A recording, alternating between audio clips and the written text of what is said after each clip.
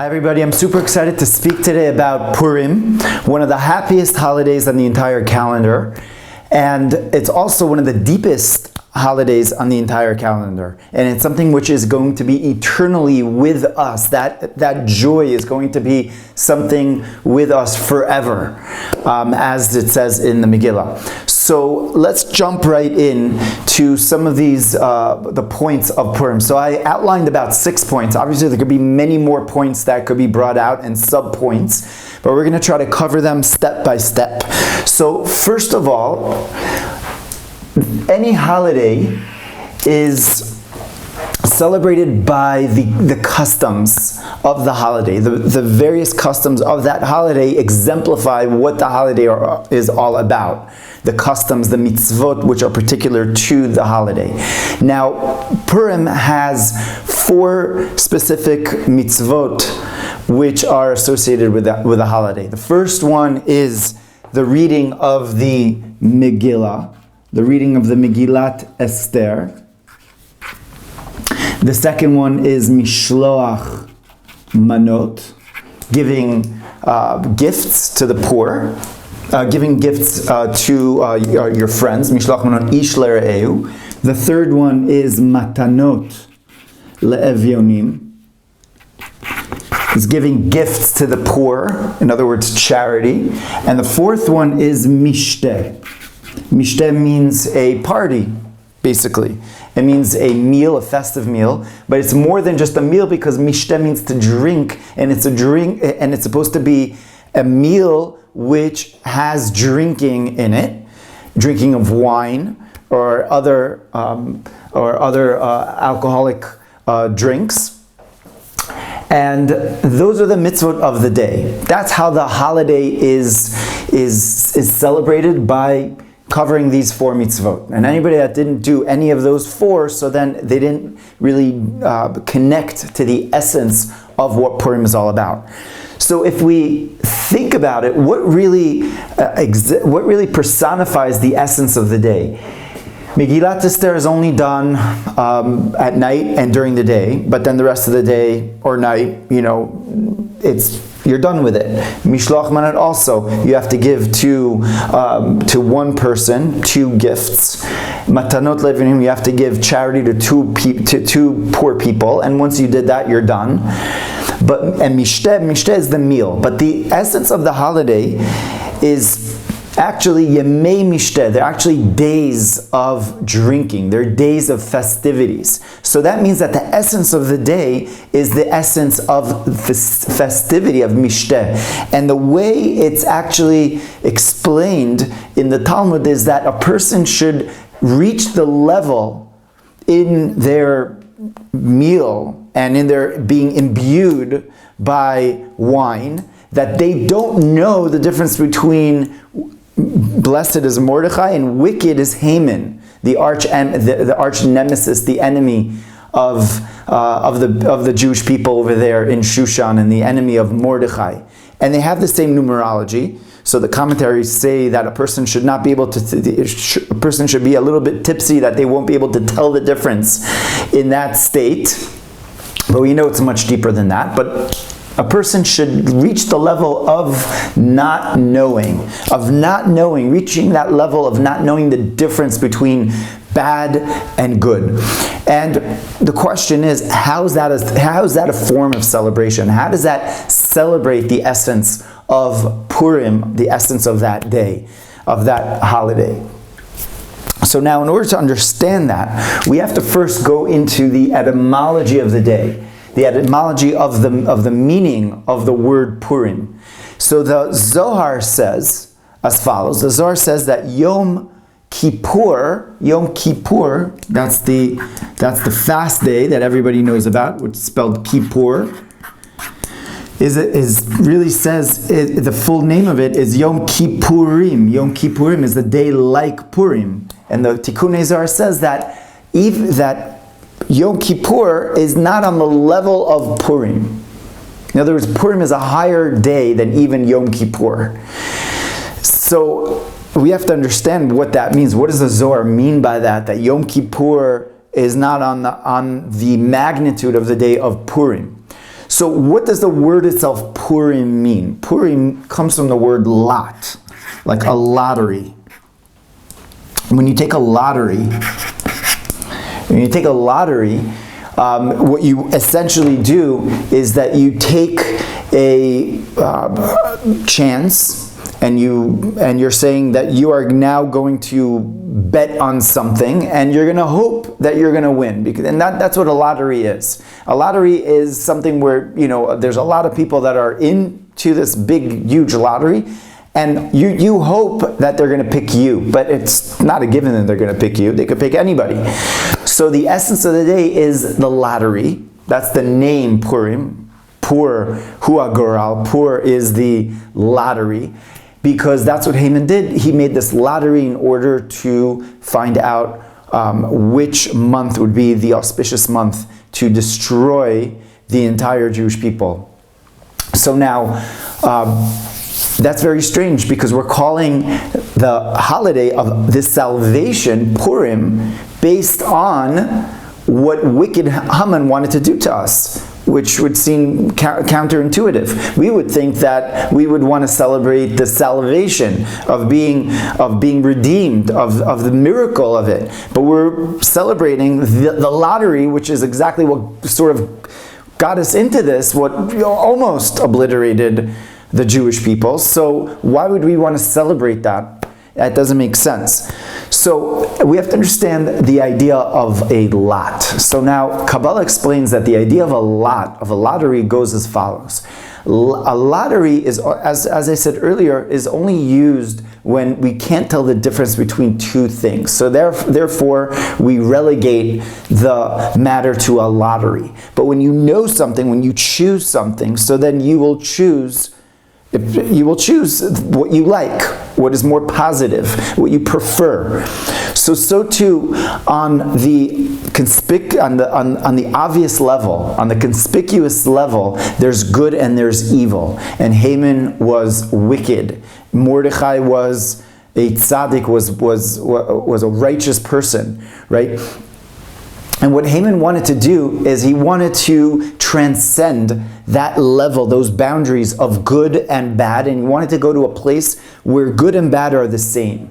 And he essentially wanted to rise above that. He wanted to rise up above the confines, the limitations of the good and bad categorization of things, where from even God's perspective, what seems to be good may be the same as bad, and what bad is equal to good, because from the perspective of looking at things in this total way, in this all-encompassing way, bad and good are the same. And the analogy which is given is like, take an analogy of a child. A child is sitting there with his little play truck, and he's going back and forth on it, and now this other kid wants it, and it's his turn to go ahead and play with it. So an adult may say, hey, Jakey, why don't you go over there? Why don't you play with the blocks right now? And let Tim now take his truck, or play with the truck. She'll say, no, I'm not going to do that. This is my truck. I'm going to stick to that. And, the blocks are not for me. They're not fun. So the adult will say, like, what's the difference already? You played for all this time. Now just go to the truck and and enjoy over there. So from the perspective of a mature individual, those two toys are the same, and they can't tell the rationale that Jakey is having, right? And if we take that analogy up to a higher level, even a spiritual level, we would think, what's the holiest place in the world? What's the most beautiful place in the world?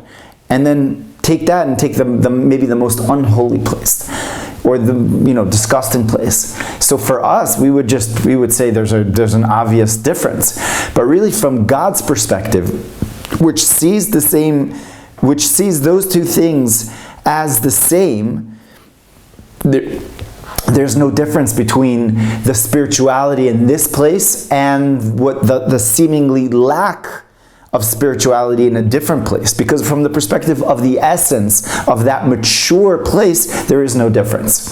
So that's what Haman really essentially wanted to do. He wanted to jump, he wanted to transcend the limitations and the boundaries of good and bad, and he wanted to draw upon that place of the lottery in order to invoke and wreak havoc and negativity upon the Jewish people.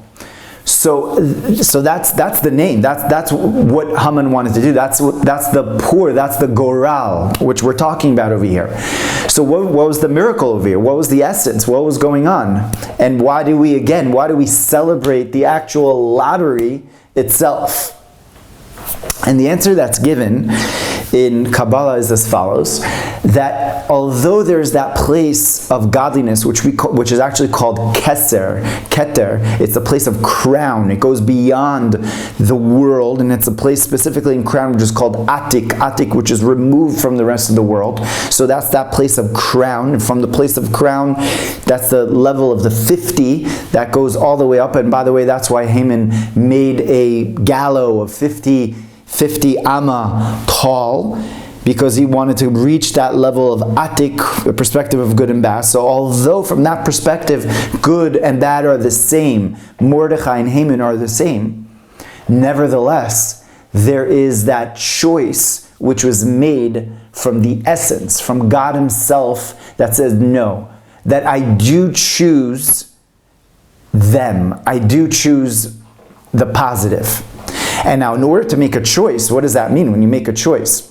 When you make a choice, you're taking things which look similar, and nevertheless you're making a choice, right? That's what a choice is. Because if you have the food that you like versus the food that you don't like, it's not a choice which one you're going to take. If you have, a pot of $50 versus a pot of, let's say, $1, which one are you going to choose? You could have both. You're going to choose that. So a choice is not based on things which are similar. A choice is something for things which look like they're similar. Things which aren't similar, it's not even a choice in the first place. A person will go ahead and will do that. It's not even a choice. They don't have to think about it. A choice is when things look similar. So the choice, and really this idea, this miracle of Purim, which transcended the level of encompassing of good and bad, came from the place of the divine choice of God's essence choosing good over bad. Although bad looked like it could maybe overcome the good, but nevertheless good was chosen. And that is that is the essence, and that is the essence of godliness, really choosing good over evil. And that really, in short, is the essence of the celebration of Purim. That, if, in a nutshell, really that's what it's all about. So we reach this level of not knowing. Because how do we celebrate this miracle? We can't celebrate this miracle by, first of all, by understanding the magnitude of the miracle. It's not something which is understandable. So the only way to really connect and to jive with this level of miracle, of choosing that was done, the level of the lottery really was tilted, and it was really that it was fixed, so to speak, from the essence. The way to celebrate that is through being imbued with something which takes our rationale, our mind which is like very limited, and looks at things in a manner of black or white, good or bad, etc. And it goes beyond that looking at even the bad may be good and the good may be bad, but really the essence is the essence. And therefore the same numerology of Haman is wicked and Mordechai is blessed is the same numerology, because the essence itself chose Mordechai over wicked Haman. So that's the way to connect really to the essence of the holiday. Now there's many ways of really bring that down to us in our life, really, because when we think about it, our life is really very much compartmentalized mentally. And our entire year is pretty much compartmentalized. Like we look at things as, as categorizing things. And we look at people as if they have dog tags. We get people because, they're like that, and this person is this type of a person before we even spoke to them at all. And we don't look at the depth of people and of things that go on. And that goes on really the entire year. The essence of Purim is really shedding that level of knowing things on that level and really connecting to the knowing which is much deeper, which is much richer, which comes really from the essence of what we call the Ein Sof, the limitlessness light of the divine, of God.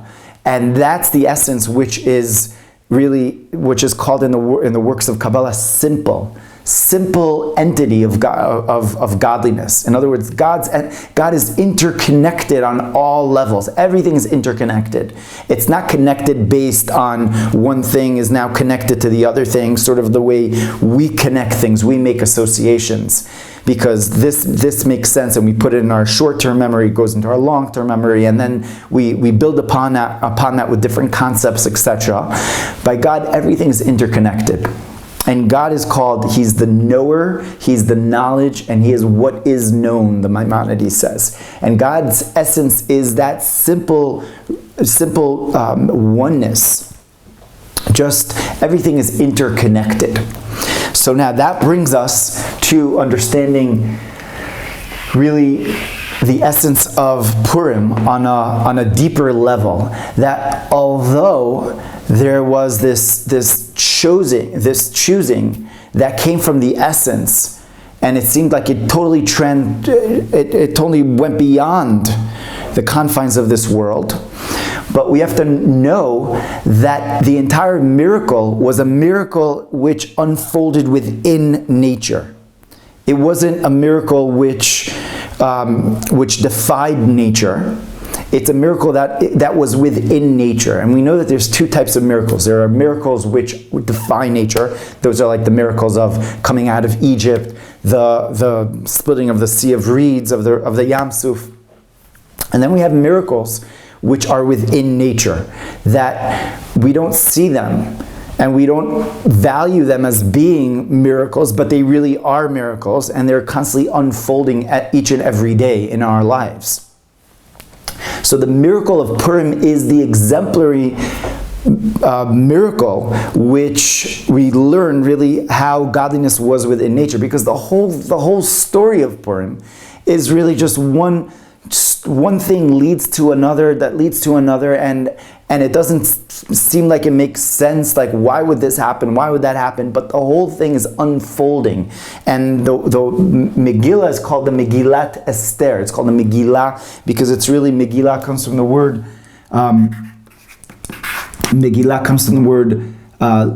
legalot. It means to reveal. We're really revealing.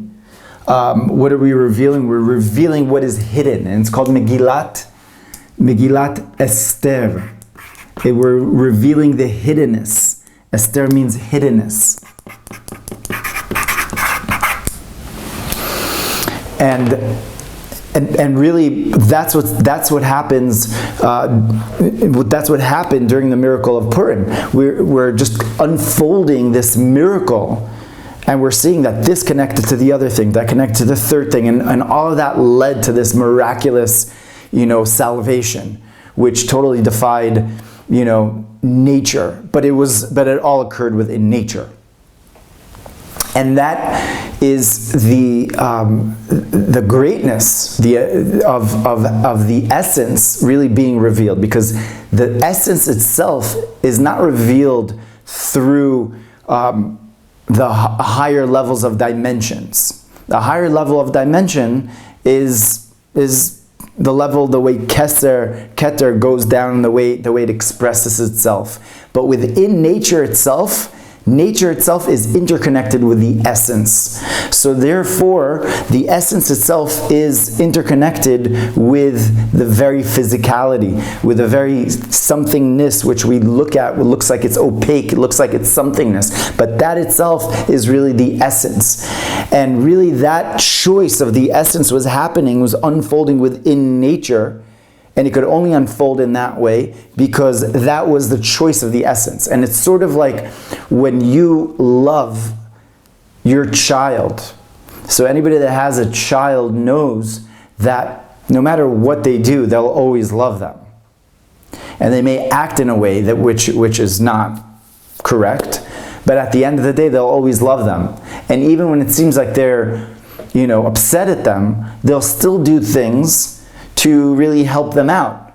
They'll still try to pave their way. They may not say it because they're upset. They want them to, to really correct their way. But they will always be there for them because that love is not a love which is based on intellect. It's not a love which is based on emotion even. It's a love which comes from the essence because your child is really your essence.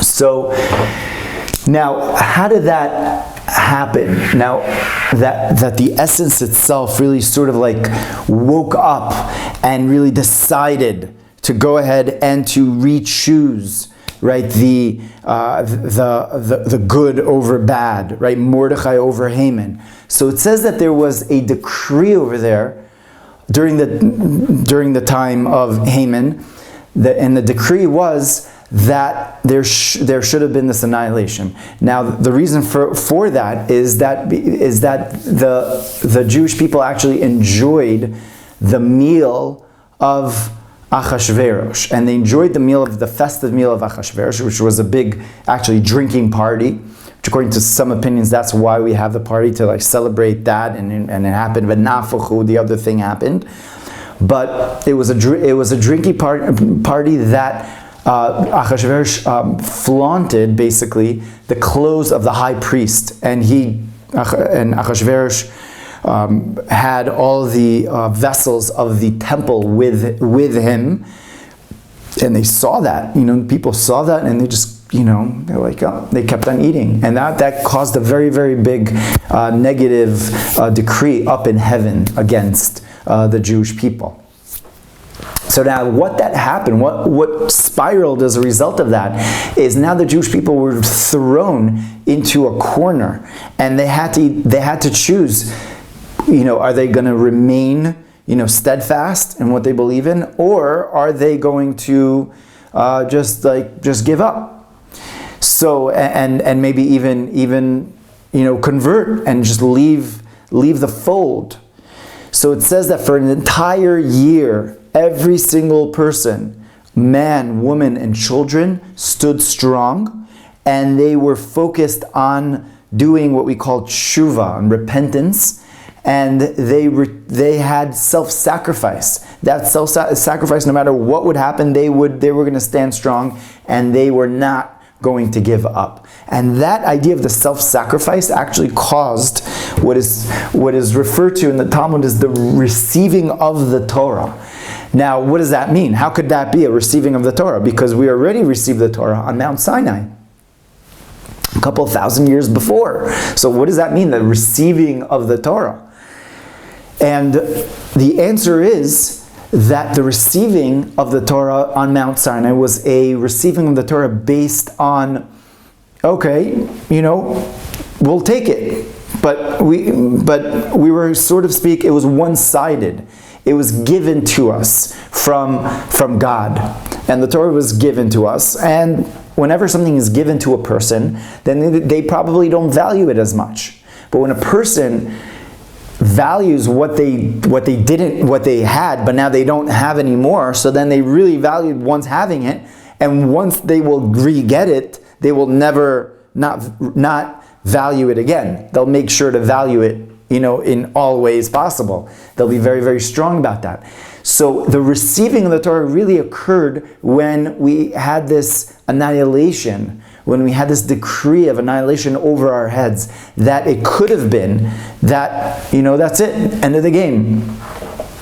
But instead, the steadfast and the self-sacrifice, the Mesirut Nefesh that each and every person had, man, woman, and children, right? Regardless, for an entire year. An entire year means that there was this focus for one whole year, and regardless of the seasons of the year, we were connected and we were determined not to give up. And that caused really the re-acceptance of the Torah, the retaking of the Torah. So once, so to speak, nature itself, or the person themselves is awakened from within nature, so then that causes a reciprocation from up above. And in the story of the Megillah, it says that Achashverosh, the Kabbalistic texts say that whenever it says Achashverosh, the king Achashverosh, it doesn't just refer to that king, the king of Persia, but it refers to the King of Kings, to God. And the turn of events in the story, when things just like turn and the salvation begins, is when Achashverosh can't sleep and he's awakened. And he's awakened. Why is he awakened? He's awakened because of this awakening from down below. So our awakening from down below caused this reciprocation of the awakening from up above, from the level of the not knowing, from the level of the essence itself. The essence itself was reawakened to really determine to now caused this great salvation. But it came from really our waking up, from our self-sacrificing, from our re-acceptance of the Torah. And that was really the catalyst for the salvation, for the amazing salvation which ensued as a result of that. Now, the Baal Shem Tov says that based on the halacha, it says the law says that anybody that reads the Megillah backwards did not accomplish the reading of the Megillah. In other words, if you take the scroll and you'd start at the end of the scroll instead of the beginning, and you would read you're saying all the words, but you're reading it backwards, so then you didn't do your obligation of the mitzvah, because you have to go from the beginning if you go to the end, from the front to the end. So the Baal Shem Tov explains this halacha based on the mystical explanation of it. And he explains that anybody that reads the Megillah backwards, in other words, anybody that thinks that the Megillah was a story of the past, did not observe really the holiday of Purim, did not really observe the reading of the Megillah. Because it's not something that occurred in the past, it's something of the present. So this whole story of the Megillah, and that really brings us to the reason why it's always celebrated, the Megillah and the story of Purim is an eternal story.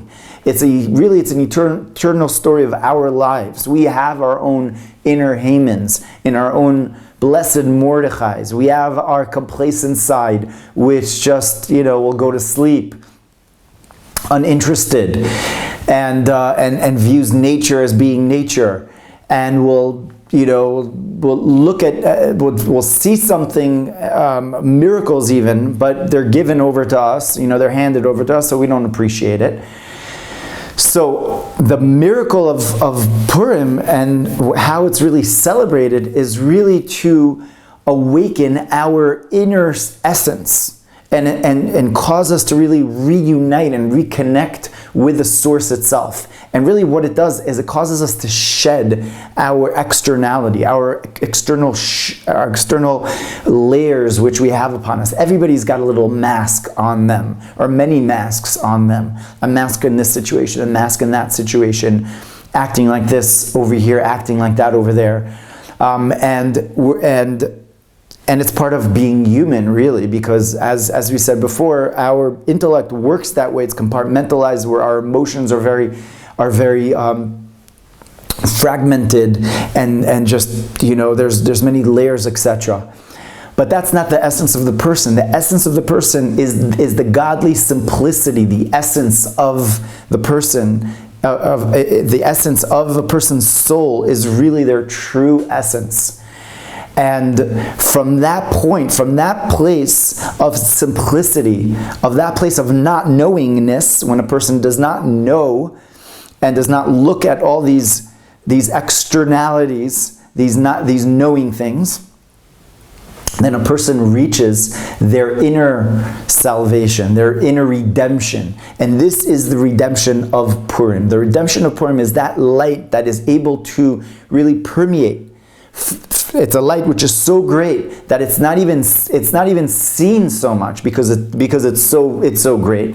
It's within the world because it comes from the essence itself, and that light is therefore able to really just transcend all obstacles and all facets and faces and masks. And therefore in Purim there's this custom to wear masks, but then the purpose of the mask is then to take off the mask, and the Megillat Esther, to reveal the hiddenness that is within us. And how do we reveal that hiddenness? We continue on and we give mishloach manot, we give gifts to our friends, because when a person has their mask, they're constantly thinking about themselves. I have, this is my house, my neighbor is my neighbor, this person is that person. I'm compartmentalized. But when the essence comes out, so then we're all interconnected. My neighbor is really me. This person is really me. Every person is really a reflection and is really interconnected and united one to the other. So therefore there's a need, there's a need to give to others. There's the idea of not just taking from others, but giving to others, spreading that beauty, spreading that wealth. Right? And this is, by the way, one of the major differences between Purim and Halloween. People say, oh, it's the Jewish Halloween, and it can't be further from the truth, because in Halloween there's that, first of all, it's a pagan holiday, but there's the idea to go trick or treat, to trick somebody, and you're wearing something to trick somebody, but then you want to take also from the other person. And in Purim, it's just the opposite. You're wearing your mask where you're really revealing your inner essence. And you're not taking from the other, you're giving to the other, right? And the same is also with matanot le'avyonim, you're giving to the poor, because the fact that I may have money, right, does not make me greater than the other person. Why shouldn't the other person also have? Everybody has to have. Everybody should have. I'm not hoarding onto my money was given to me, and as we said on the class on money, it's all a flow, and it's all just flowing through me. So therefore now the other person should also have, because we're all interconnected. We're all united. And therefore this holiday is something which is always going to be celebrated. All other holidays are when Mashiach comes, and we're going to have that great revelation of light. So we're going to take the revelation of Passover, let's say the revelation of Sukkot, of all of those holidays are such high holidays. But when you take that light and you take the light of Mashiach and you take the holiday of the holiday, it's almost, the Talmud says, it's like a candle compared to the sunlight, where you don't really see the candle that much. But the holiday of Purim is still going to be celebrated, because the light of Purim is still so great that even though that light of Mashiach, the light of the sun, is still going to be there, it's comparable to that. It's also a level of the light of the sun. It's also a Mashiach level. It's also a messianic level of redemption, where we see that the essence itself chose to be invested in good, and goodness prevailed over negativity, and the essence itself spoke, and the essence itself was revealed. Megillat Esther, and the secretness was now revealed, and within nature it was seen that really Einod Milvado, nothing else exists besides for him. And so that's the timeless lesson of Purim, and there's so much there for us to really take in, so much food for thought, that all of us have our own masks. All of us live in this time of just like fast-paced information and knowledge, but we don't have the ability to piece together all that knowledge.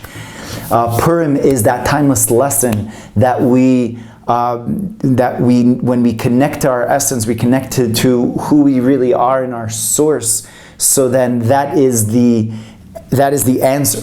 We connect to the not knowingness. We connect to the infinite one, the not knowingness based on the knowing. So So then that brings our level of knowing afterwards, after having that not knowingness experience of Purim, then that gives the knowing a different way of looking at things. Now we know things based on not knowing. And meaning that whenever we do know, it's imbued in the not knowingness of the simplicity and the essence of God. So we all have a very happy Purim, many, many blessings and success, and ultimately the great revelation of Mashiach now.